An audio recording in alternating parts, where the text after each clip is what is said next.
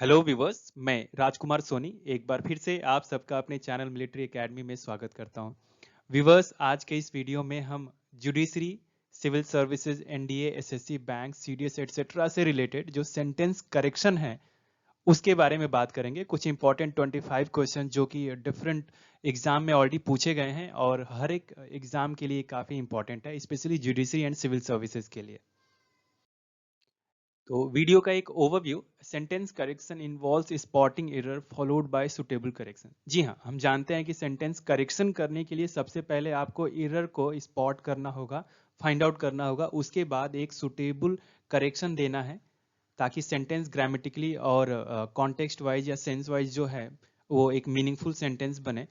तो इसमें क्या है, ये किसी भी इंग्लिश पेपर का एक बहुत ही इंपॉर्टेंट एंड डिफिकल्ट पार्ट है सेंटेंस करेक्शन, क्योंकि न केवल आपको एरर पहचानना है बल्कि जो ग्रामर के नज़रिए से, स्ट्रक्चर के नज़रिए से और जो वोकैबुलरी के नज़रिए से इसको हमको अच्छे से ध्यान देना है। लेकिन भले ये टॉपिक टफ है, लेकिन हम मिल के इसमें बहुत ही अच्छा करने वाले हैं। स्पेशली जो ये हरियाणा जुडिशरी का जो एग्ज़ाम है या सिविल सर्विसेज का, उसमें तो हम पूरे स्कोर करने वाले हैं।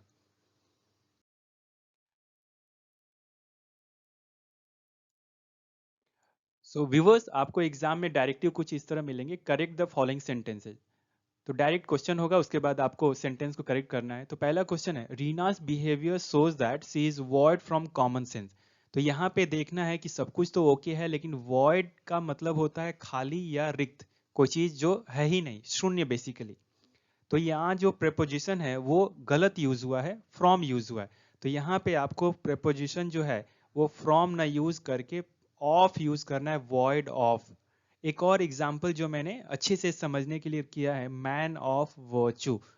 सो मैन ऑफ वर्चू मतलब कोई व्यक्ति जो गुणों से भरा हुआ है। तो वैसे ही एक है phrase void of common sense, मतलब जिसके पास कॉमन सेंस है ही नहीं। तो ये ऑफ यहाँ पे करेक्ट प्रिपोजिशन है, और ये फ्रॉम जो है वॉइड फ्रॉम, ये गलत है। सुनने में लग रहा है कि yes void from common sense, बहुत ही ये एक कॉमन मिस्टेक है जो लोग करते हैं, लेकिन वॉइड ऑफ करेक्ट प्रिपोजिशन है। कुछ और example, due to sudden firing the street was void of people. जी हाँ, अचानक फायरिंग होने की वजह से जो गली है वो पूरी खाली हो गई लोग से, मतलब लोग चले गए, हट गए, शून्य हो गया वो। Then his mother's death left a painful void in his life. उनकी माता की मृत्यु ने उनके लाइफ में, उनके जीवन में एक खाली जगह पैदा कर दिया, दर्दनाक, पेनफुल। तो इंपॉर्टेंट बात यह है कि वॉइड ऑफ, जहां वॉइड जहां पे आए तो वहां पे उस मीनिंग को ध्यान में रखते हुए वॉइड ऑफ, और नॉर्मली यहाँ पे ऑफ यूज करना सही है, ओके। लेकिन एक और बात है, वॉइड इन यहाँ पे देखिए, क्योंकि उनकी जिंदगी में, ध्यान देंगे, वॉइड ऑफ का अलग सेंस है, वॉइड इन का अलग सेंस है। तो जिंदगी में, जैसे इन का मीनिंग जो प्रेपोजिशन उसका मतलब में होता है, तो उस तरह से जीवन में शून्य, जीवन में खाली जगह क्रिएट कर दिया। और यहाँ पे जो ये स्ट्रीट है वो लोगों से खाली हो गई। तो यहाँ पे लोगों से खाली होना, कॉमन सेंस से खाली होना, वर्चू वाले व्यक्ति होना, तो यहाँ पे मैन ऑफ वॉइड ऑफ का यूज करेंगे, ओके। तो वॉइड जो है वो एक नाउन है जिसका मीनिंग होता है एम्प्टी स्पेस, खाली स्पेस, या अ फीलिंग ऑफ अनहैप्पीनेस भी, जो कि हमने देखा कि उनकी मृत्यु, उनकी मदर की मृत्यु ने, डेथ ने उनके लाइफ में एक वॉइड क्रिएट कर दिया। सो एग्जाम्पल कुछ और देखें, बिफोर आइंस्टीन, यहाँ पे इस एग्जाम्पल में हम वॉइड नाउन की बात कर रहे हैं। Before Einstein space was regarded as a formless void. तो ये जो फॉर्मलेस है दैट इज एडजेक्टिव, ओके। इस वॉइड की ये बारे में स्पेसिफाई कर रहा है, उनको मॉडिफाई कर रहा है, और वॉइड का यहाँ पे जो यूज हुआ है वो नाउन की तरह। तो आइंस्टीन के पहले, उनके रिसर्च से पहले, उनके इस जानकारी देने के पहले, जो स्पेस है, अंतरिक्ष को एक फॉर्मलेस, बिना आकार वाला या आकारहीन शून्य माना जाता था। तो गेटिंग माय पॉइंट। सो यहाँ पे हमने वॉइड नाउन का करेक्ट यूज किया हुआ है।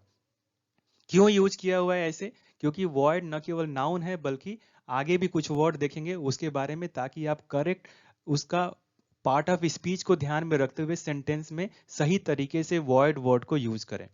Next, the father took additional responsibility to fill the void left by the mother's death. पिता ने एडिशनल रिस्पॉन्सिबिलिटी ले लिया, है ना, अतिरिक्त रिस्पॉन्सिबिलिटी ले लिया अपनी, उनकी मदर का, जो बच्चे की मदर है उसकी डेथ के बाद, जो वॉइड क्रिएट हुआ था, तो ध्यान देंगे यहाँ पर जो वॉइड है अगेन दैट इज नाउन। सो पिता ने माता की मृत्यु पर जो वॉइड क्रिएट हुआ था उसको फिल करने के लिए, उसको भरने के लिए, उसको पूरा करने के लिए एडिशनल रिस्पॉन्सिबिलिटी ले लिया। तो इन दोनों सेंटेंसेस में जो वॉइड है वो नाउन है। ये मैंने समझाने के लिए आपको इतने एग्जाम्पल्स दिए हैं। नेक्स्ट, वॉइड, अब हम एडजेक्टिव के बारे में बात करेंगे। जैसा कि हम जानते हैं कि एडजेक्टिव एक नाउन या एक प्रोनाउन को मॉडिफाई करता है। तो यहाँ पे देखिए, वॉइड का मीनिंग है ऑफ नो लीगल इफेक्ट। यदि आप न्यूज़पेपर पढ़ते होंगे या न्यूज़ देखते होंगे तो वहाँ पे ये वर्ड यूज होता है ऑफ नो लीगल इफेक्ट, जिसका कोई लीगल इफेक्ट नहीं है। मतलब एक एग्जांपल में देखें, अवॉइड एग्रीमेंट मतलब एक ऐसा एग्रीमेंट जिसका कोई लीगल इंपॉर्टेंस नहीं है, मतलब वो कोई यूज में नहीं है, अभी वो इन फोर्स में नहीं है।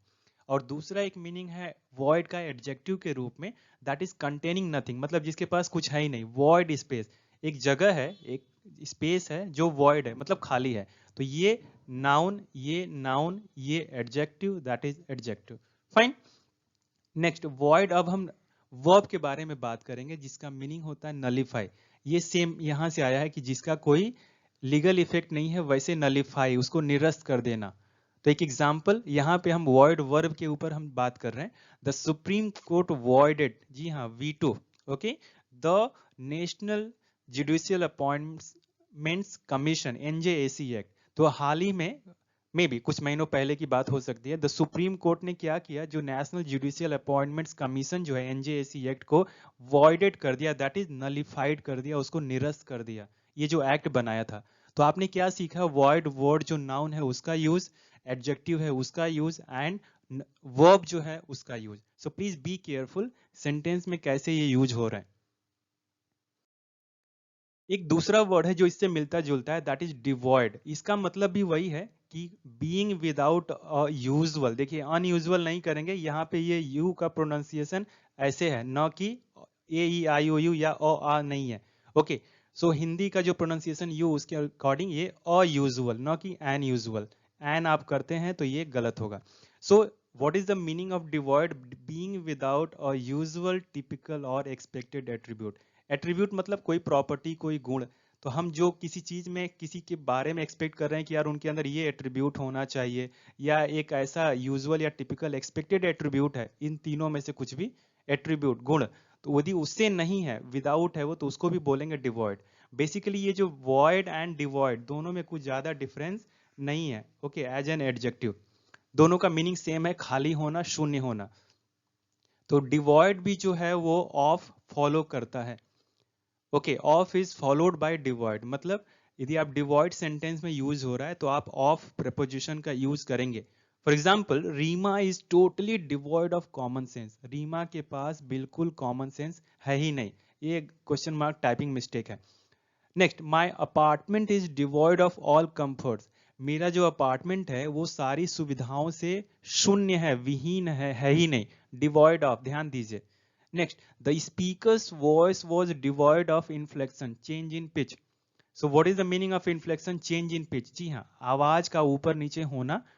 ओके, उसको इन्फ्लेक्शन बोलते हैं। तो जो स्पीकर थे उनकी जो इन्फ्लेक्शन थी वो डिवॉइड ऑफ इन्फ्लेक्शन था, वो उसमें कुछ भी उतार चढ़ाव नहीं था। तो यहाँ पे devoid of and devoid of. Fine, so please be careful. And again, void and devoid में एज एडजेक्टिव्स कोई डिफरेंस, ज्यादा डिफरेंस नहीं है। वॉइड में भी आपने देखा ऑफ प्रीपोजिशन यूज हो रहा था, और डिवॉइड में भी, दोनों की मीनिंग जो है वो शून्य है, खाली है। Next, the government vehicle was exempted of the toll tax. जी हाँ, सरकारी गाड़ी थी, उससे कोई टोल टैक्स नहीं लिया गया, एग्जेम्प्टेड है। तो एग्जेम्प्टेड के संग आप प्रीपोजिशन जो है वो फ्रॉम लगाते हैं, न कि ऑफ, तो ये गलत है। तो इस पे आप कुछ और सेंटेंस आप वीडियो को पॉज करके या अपने मन में बना सकते हैं, एग्जेम्प्टेड फ्रॉम। ये इजी तरीका है याद करने के लिए। Next, my shirt is made from cotton. मेरा जो शर्ट है वो कॉटन से बना हुआ है। तो यहाँ पे एक चीज ध्यान देने वाली बात है कि जब कोई चीज किसी चीज से बनी होती है और उसमें मेन प्रॉपर्टी उसकी होती है, तो वहां पे जो प्रेपोजिशन है वो फ्रॉम ना यूज करके आप ऑफ लगाते हैं। ओके, मैंने थोड़ा डिस्क्राइब भी किया है, when a substance changes into a new substance but original material doesn't change. जी हाँ, यदि कॉटन से बना है तो शर्ट में भी वो कॉटन ही रहेगा। ओके, कंफर्टेबल रहेगा। तो जब कोई चीज किसी नई चीज में बदल जाती है लेकिन मूल चीज जो है, बेसिक चीज नहीं बदलती है, तो वहां पे जो प्रेपोजिशन है वहां पे आप ऑफ लगाएंगे, न कि फ्रॉम। ओके, लेकिन इसका उल्टा भी है, जब कोई चीज किसी चीज से बनती है, उसका आगे हम एग्जाम्पल देखेंगे, और उसकी मेन प्रॉपर्टी जो चेंज हो जाती है, तो वहां पे आप ऑफ न लगा करके फ्रॉम लगाते हैं। Next, the real estate spy said that was a good house which was on a Dalal street Mumbai. So the real spy said that, यहाँ पे कहा उसने, ओके, कि वो जो घर था वो क्या है, दलाल स्ट्रीट पे अच्छा घर था। अब आप बताइए, द रियल एस्टेट का स्पाई कुछ होता है क्या? ये जो क्वेश्चन है that is related with vocabulary. Spy ना यूज होके आप यहाँ पे एजेंट यूज करेंगे। सो ध्यान देंगे, जो स्पॉटिंग एरर या सेंटेंस इंप्रूवमेंट, सेंटेंस करेक्शन से रिलेटेड जो क्वेश्चन है, वो न केवल ग्रामर की दृष्टि से बल्कि करेक्ट वोकैब की यूज के भी देख के वो करेक्शन होता है उसमें। ओके, सो यहाँ पे स्पाई गलत वर्ड है, यहाँ पे सही यूज नहीं। स्पाई का मतलब जासूस है, तो रियल एस्टेट का जासूस से कोई लेना देना नहीं है। रियल एस्टेट का एजेंट होता है जो बताता है कि जो घर है वो अच्छा है, खराब है। Fine. Next, I hope on Navneet success in the Haryana judiciary examination. So मैं उम्मीद करता हूं, आई होप, तो आई होप ऑन नहीं होता, यहाँ पे जो करेक्ट प्रिपोजिशन है that is I hope for. आप बोलते हैं यार I hope for is success, okay, so I hope for कुछ और सेंटेंसेस आप मन में बना सकते हैं ताकि वो चीजें दिमाग में परमानेंट हो जाएं। Next, Reema was getting late so Navneet offer to give her ride to the airport. आप यहाँ पे ध्यान देंगे कि offer to give her ride, ride का मतलब तो ठीक है, हाँ कोई चीज चलाना, आप बाइक राइड करते हैं, स्कूटी राइड करते हैं, लेकिन यहाँ पे रीमा लेट हो रही थी तो नवनीत ने उनको एक राइड दिया, तो राइड नहीं दिया, actually we give lift. Okay, so यहाँ पे राइड करेक्ट इनकरेक्ट है, lift is the correct word. Fine. Next, in spite of terror activities across the border, Pakistan is insisting at talk. In spite of terror activities, बहुत सारे आतंकवादी गतिविधियां होने के बावजूद पाकिस्तान जो है इंसिस्ट कर रहा है, बार बार वो आग्रह कर रहा है, जोर दे रहा है, किसके लिए, बातचीत के लिए। तो इंसिस्टिंग एट टॉक न हो करके that is insisting upon talk. Okay, so please make a few sentences. Next, Raj's encouraging words have great influence at Navneet's career. राज के जो इंकरेजिंग वर्ड है, जो प्रोत्साहन वाले वर्ड हैं, ये नवनीत के करियर के लिए बहुत ही मतलब इन्फ्लुएंस कर रहे थे। तो यहाँ पे जब किसी के वर्ड्स किसी को इन्फ्लुएंस करते हैं या कोई चीज इन्फ्लुएंस करता है, तो वो इन्फ्लुएंस एट ना हो करके इन्फ्लुएंस ऑन होता है। So the correct sentence will be Raj encouraging words. यहाँ पे आप ध्यान देंगे पॉसेसिव केस, राज के encouraging words, correct encouraging words हैं, तो ये जो वर्ब है that is plural have, then adjective great influence that is noun on, influence on Navneet, again possessive career. Career का स्पेलिंग ध्यान देंगे, CARER, और एक करियर जो साइकिल में या और कहीं पे लगा होता है, ये ढोने वाला। फाइन। कई बार आपको इससे भी रिलेटेड एरर मिल सकते हैं कि इस करियर की जगह ये करियर या इस करियर की जगह ये करियर दिया जाएगा, वहां पे आप अच्छे से कंफ्यूज नहीं होंगे, जो सुटेबल वर्ड है उसको लगाएंगे। Next, students should listen of the advice of their teachers, है ना, बहुत सिंपल लाइन है, स्टूडेंट्स शुड लिसन ऑफ। लग रहा है कि ये लाइन सही है, बट यहाँ पे देखिए जो प्रेपोजिशन है वो गलत यूज हुआ है, दैट इज लिसन टू। ये सही प्रीपोजिशन है, आप टीचर बोलते भी हैं please listen to me. Okay, so listen to, आप यदि ध्यान देंगे कहीं ना कहीं ये सब वर्ड्स हमारे ना डेली लाइफ में यूज होते हैं, या टीवी में भी आपने सुना होगा लिसन टू मी। ओके, एक कमांडिंग वॉइस में, सो लिसन टू, यहाँ पे टू करेक्ट प्रपोजिशन है। Next, late us hope that the CBI will look in the case of Sushant Singh Rajput. आइए उम्मीद करें कि सीबीआई जो है, ये तो प्रीवियस, ये तो ऑलरेडी ओवर हो गया ये सुशांत सिंह राजपूत का केस क्लोजर, लेकिन ये सेंटेंस है कि सीबीआई जो है सुशांत सिंह राजपूत के केस में क्या होगी, इंक्वायरी करेगी। तो लुक इन का मतलब ये तो गलत वर्ड है, लुक का जो करेक्ट फ्रेजल वर्ड यहाँ पे जो यूज होगा that will be look into, जिसकी मीनिंग होती है जांच करना। ये बहुत इंपॉर्टेंट फ्रेजल वर्ब है लुक का। ओके, एक ये लुक इनटू और दूसरा एक लुक आफ्टर। तो लुक आफ्टर का मतलब देखभाल करना, किसी का पालन पोषण करके बड़ा करना, और लुक इनटू का मतलब जो है जांच करना, बहुत इंपॉर्टेंट है, ध्यान देंगे। तो let us hope that CBI will look into the case of Sushant Singh Rajput, जिसकी मीनिंग होती है जांच करना। Next, the entire nation is mourning on the loss of our brave hearts during Galwan clash. जी हाँ, बहुत ये पेनफुल था।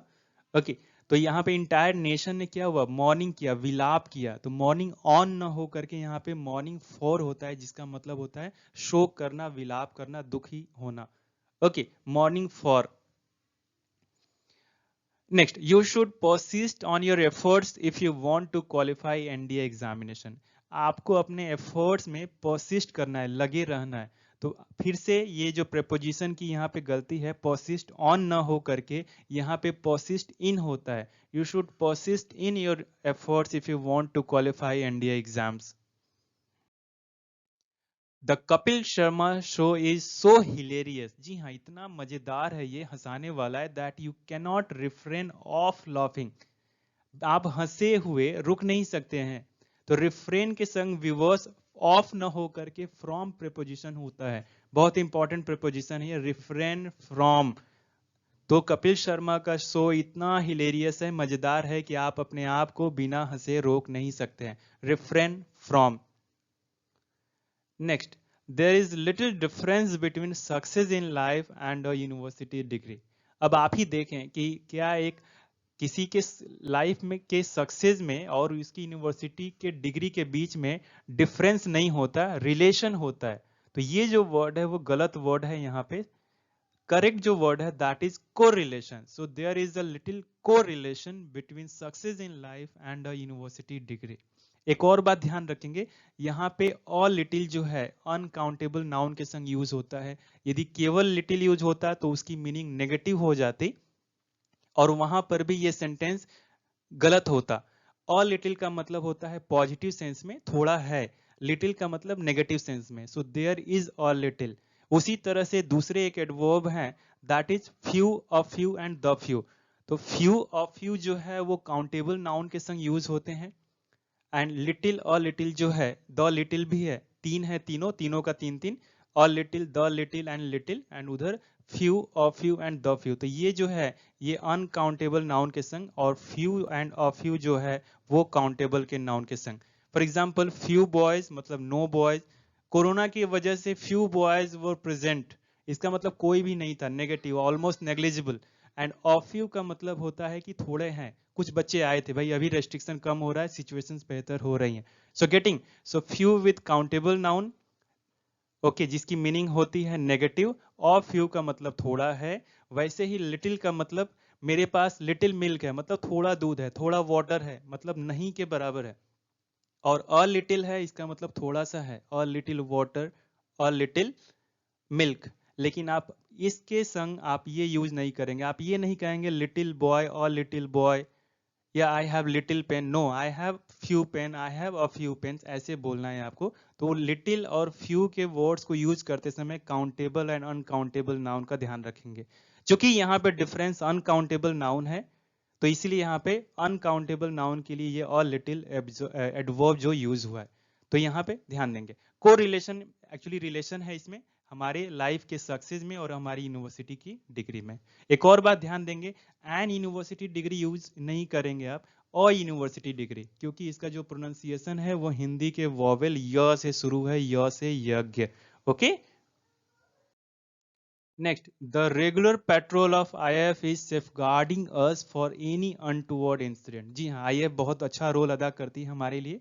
नौसेना जो है पानी में, आर्मी जो है थल पे, एंड एयरफोर्स जो है वो एयर में। तो यहाँ पे जो करेक्ट प्रपोजिशन होगा, यहाँ पे ये ध्यान देंगे, सेफगार्डिंग अस अगेंस्ट, न कि फॉर।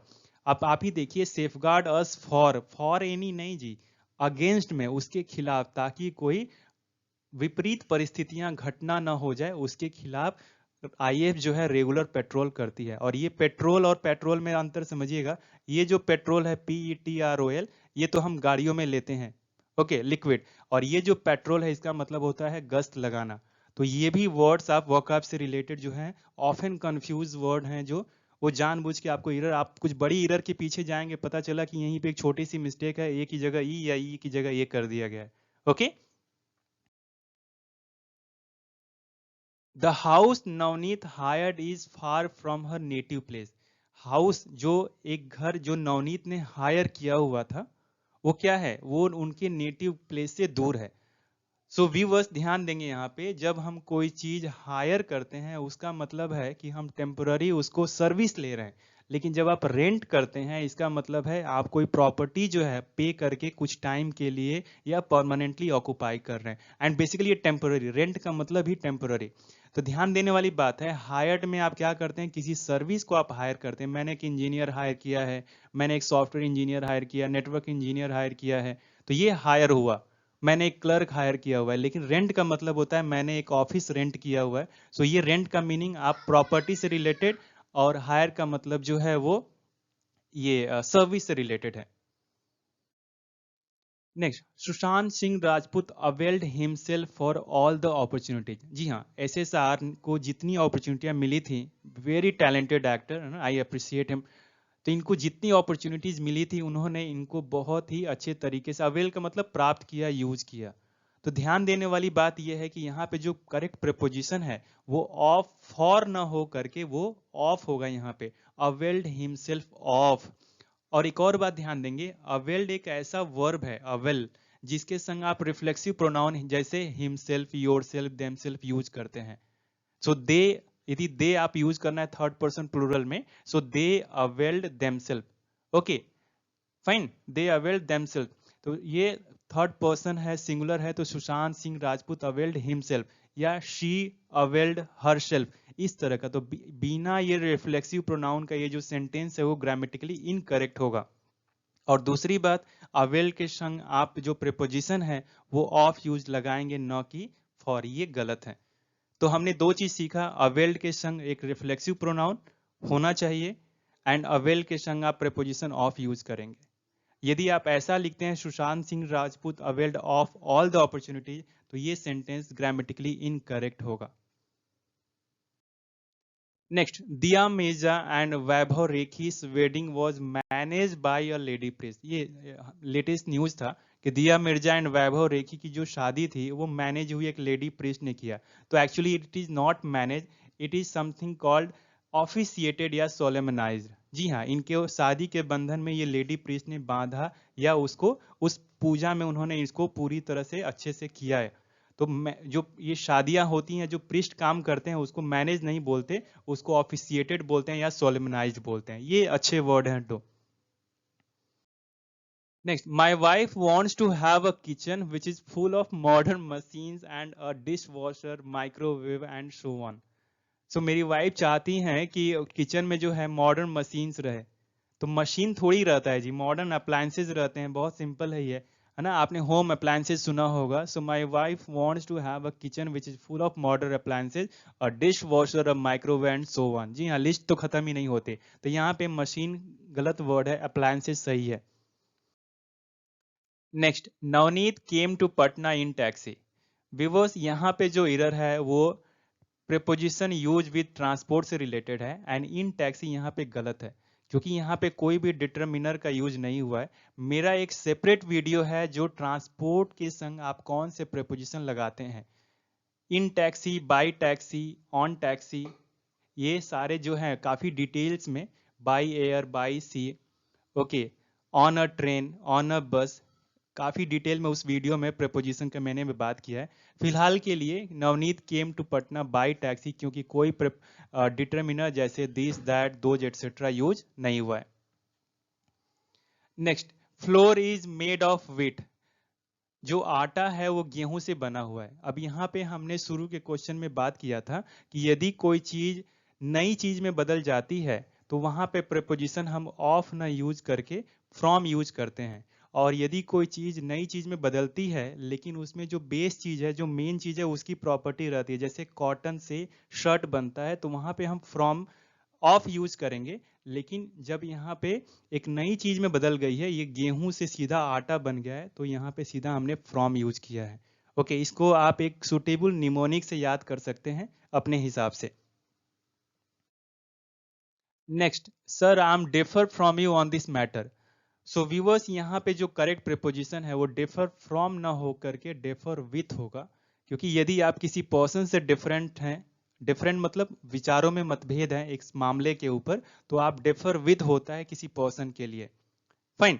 और एक और बात, मैटर पे है, किसी बातचीत पे आप डिफर है तो ऑन दिस मैटर होता है, न कि एट दिस मैटर, ये गलत है। Next, imprisoning our pilot wing commander Abhinandan was derogatory for our honour. So हमारे कमांडर अभिनंदन को कैद में रखना हमारे सम्मान के लिए डेरोगेटरी था, अपमानजनक था।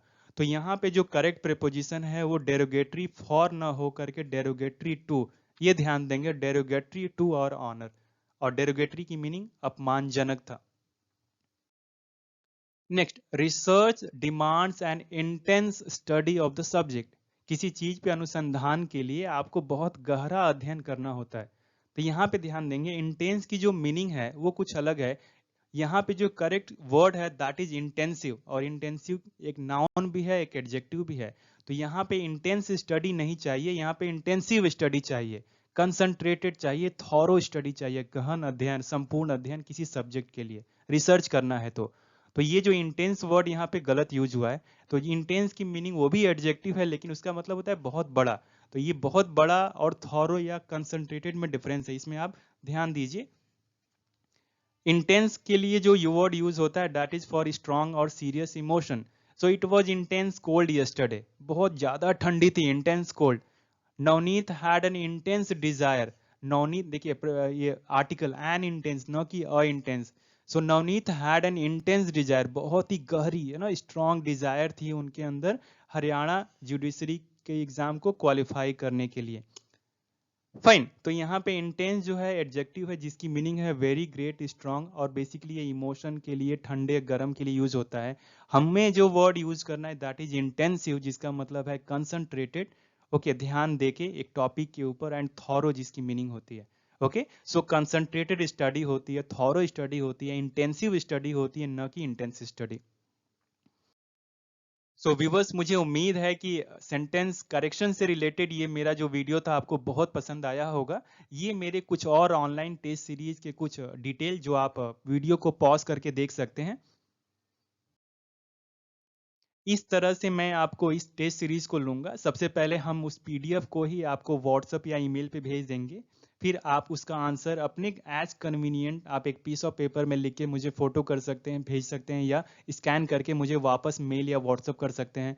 उसके बाद उस स्कैन कॉपी को हम चेक करके आपको दोबारा स्कैन करके या उसकी फोटो लेकर के आपको वापस भेजेंगे अपने आंसर शीट के साथ, अपने आंसर शीट के साथ।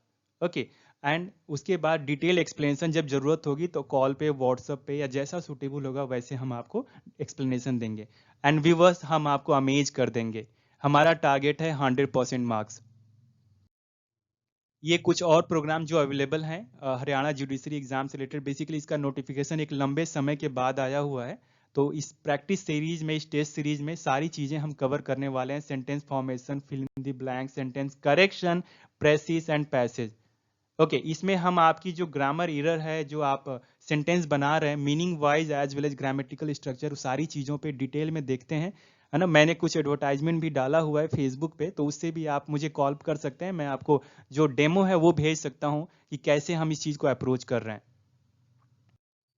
ये हरियाणा सिविल सर्विसेज मेंस के लिए अभी हम 10 दिन पहले या 15 दिन पहले ये नोटिफिकेशन आया हुआ है। तो उसकी जो टेस्ट सीरीज है, ये ऑनलाइन टेस्ट सीरीज, अभी फिलहाल कोई लॉस ये लाइव क्लासेज में अभी नहीं कंडक्ट कर रहा हूँ, बट फ्यूचर में प्लान है ये लाइव क्लासेज के लिए। सो ऑनलाइन टेस्ट सीरीज है ये। ओके, इसकी जो मेंस की, इसमें भी सारे जो एज पर सिलेबस है वो चीजें हम कवर करने वाले हैं। सेम वही तरीका है कैसे हम इस चीज को पूरी करेंगे। ये सिविल सर्विसेज मेंस का, सिविल सर्विसेज यूपीएससी जो कंडक्ट करती है उसके जो पेपर है मेंस कंपलसरी इंग्लिश पेपर, उससे पूरी चीजों को हम अच्छे से कवर करेंगे इस टेस्ट सीरीज में। और फाइनली एक कॉम्पिटिटिव इंग्लिश का एक इंस्टेंट ऑनलाइन डाउट क्लेरिफिकेशन। यदि आप एक टॉपिक पढ़ रहे हैं और आपको कुछ कंफ्यूजन है तो आपको पूरी कॉम्पिटिटिव इंग्लिश का जो फी है उसको पे करने की जरूरत नहीं है, आप सिंपली उस टॉपिक के लिए पे करें। और ये मेरा चार्जेस है, डिटेल इधर यहाँ पे मेंशन है। तो व्यूवर्स, मुझे उम्मीद है कि ये वीडियो पसंद आया होगा। यदि अभी भी आपने मेरे चैनल को सब्सक्राइब नहीं किया है तो सब्सक्राइब कर लीजिए, और यदि सब्सक्राइब कर लिया है तो लाइक, शेयर एंड कमेंट करके आप मुझे और एनर्जी दीजिए, ताकि और भी बेहतरीन वीडियोज मैं आपकी सफलता के लिए बना सकूं। Thank you so much for watching. Best wishes, get selected. जय हिंद।